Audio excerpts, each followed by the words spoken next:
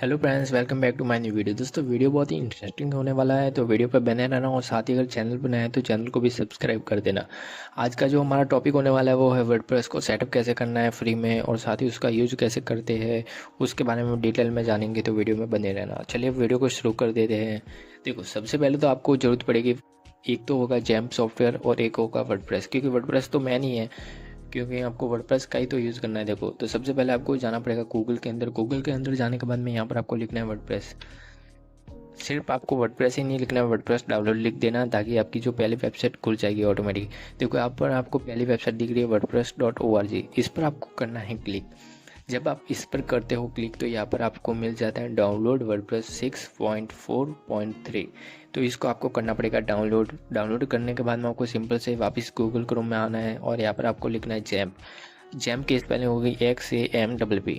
ठीक है, आपको करना है एंटर। आपको पहली वेबसाइट दिख जाती है, उस पर आपको करना है क्लिक। जैसे ही आप करते हो क्लिक तो यहाँ पर आपको 3 सॉफ्टवेयर मिलते हैं, एक तो है विंडो और एक है लिनक्स और एक है OX। ठीक है, आपका जो भी है आपको सॉफ्टवेयर उसके हिसाब से आपको करना है डाउनलोड करने के बाद में आपको आना पड़ेगा अपने लैपटॉप या पीसी की जो फाइल होती है उसके अंदर आने के बाद में यहाँ पर आपको जैम्प मिल जाएगा और साथ ही आपको वर्डप्रेस भी मिल जाएगा, जिसकी होगी जीप फाइल। तो आपको क्या करना है, यहाँ पर आपको सबसे पहले तो इसको, जो आपका जैम्प है, इसको आपको अपने कंप्यूटर के अंदर इंस्टॉल कर देना है, जो आपको आता ही होगा। ये इंस्टॉल करने के बाद में आपको सिंपल से वर्डप्रेस जो होगा इसको एक्सट्रैक्ट कर लेना है फोल्डर के अंदर, तो ये भी आपको आता ही होगा तो आप कर देना। ठीक है, ये करने के बाद आप जब ये प्रोसेस को सही करते हो तो आपको आना पड़ेगा लोकल डिस्क सी के अंदर। तो वहाँ पर आप जब आओगे तो यहाँ पर जैम्प नाम का फोल्डर मिलेगा, उस पर आपको करना है क्लिक करने के बाद में इसके अंदर htdocs का जो फोल्डर मिल जाएगा उस पर आपको क्लिक करना है। आपको दूसरी फाइलों को किसी को भी नहीं छेड़ना, आपको सिंपल से htdocs के अंदर जाना है। ठीक है, और इसके अंदर जाने के बाद में आपको सिंपल से जो अपना वर्डप्रेस को इंस्टॉल करके जीप फाइल को एक्सट्रैक्ट किया था तो उस फोल्डर को आपको इसके अंदर पेस्ट कर देना है, जैसे मैंने यहाँ पर करके रखा है। तो यहाँ पर पेस्ट कर देना और सिंपल से आपका जो काम है वो हो जाएगा।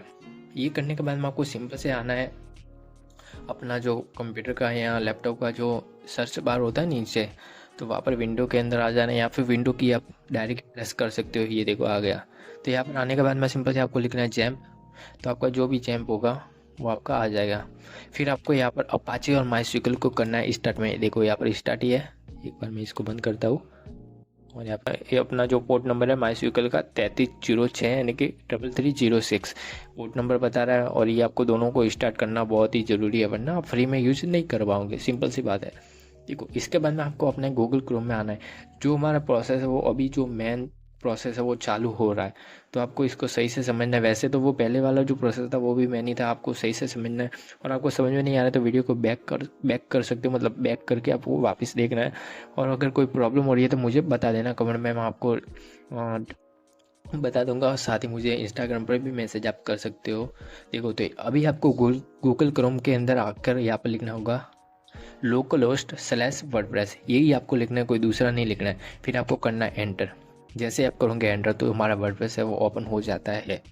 ठीक है, लेकिन ओपन तो हो गया, लेकिन उससे पहले आपको एक डेटा को क्रिएट करना पड़ेगा, क्योंकि आपका जो डेटा होगा वेबसाइट का वो कहाँ पर स्टोर होगा, कहीं ना कहीं तो स्टोर होना चाहिए ना। तो यहाँ पर आपको लिखना है लोकल होस्ट स्लैश PHP माई एडमिन। क्या लिखना है, लोकल होस्ट स्लैश PHP माई एडमिन। ये लिखकर आपको कर देना है एंटर। जैसे ही आप एंटर करोगे यहाँ पर थोड़ा अलग इंटरफेस आपको देखने को मिलेगा। आपने अगर पहली बार देखा है तो थोड़ा अजीब लगेगा, लेकिन कोई नहीं। यहाँ पर आपको डेटाबेस पर क्लिक कर देना है। क्लिक करने के बाद में यहाँ पर आपको डेटाबेस का नाम मांग रहा है, तो यहाँ पर अपना जो डेटाबेस का नाम है वो यहाँ पर डालना है। मैंने यहाँ पर सिंपल से वर्डप्रेस को डाला हुआ है, जो आप देख सकते हो। यहाँ पर जो डेटाबेस है वो यहाँ पर क्रिएट हो चुका है। तो अभी मैं अगर क्रिएट करना चाहूँगा तो ये क्रिएट नहीं होगा। ये बोल रहा है कि आपका पहले से ही जो डेटाबेस है वो बन चुका है। तो आपको अपना डेटाबेस बना लेना है। बनाने के बाद में आपको कट कर देना है और सिंपल से आपको इंग्लिश ही सेलेक्ट करके रखना है। फिर कंटिन्यू के बटन क्लिक कर देना है।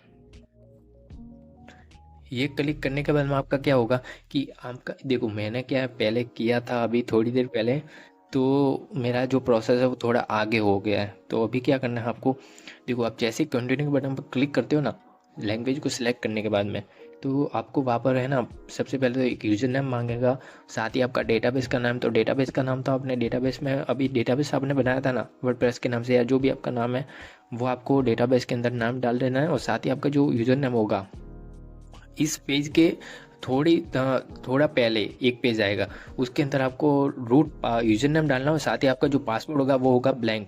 ये करने के बाद सिंपल से आपको नेक्स्ट बटन पर क्लिक कर देना है। तो आपका फिर इंस्टॉल का परमिशन मांगेगा, तो आपको इंस्टॉल कर देना है और फिर आप इस पेज पर आओगे। किस पेज पर आओगे? इस पेज पर आ जाओगे। तो यहाँ पर अपनी साइट का नाम डालना होगा और यहाँ पर मैं साइट का नाम डालता हूँ। तो यहाँ पर प्रोग्रामर गौतम, ये मैंने डाल दिया। और फिर आपको यूज़र नेम बोल रहा है, तो यहाँ पर यूज़र नेम और पासवर्ड आपको खुद का मर्जी का डालना है। मैं आपको बता दूँ, देखो मैं यहाँ पर डालूँगा एडमिन, बहुत ही सिंपल पासवर्ड है। और पासवर्ड भी मैं यहाँ पर डालूँगा एडमिन।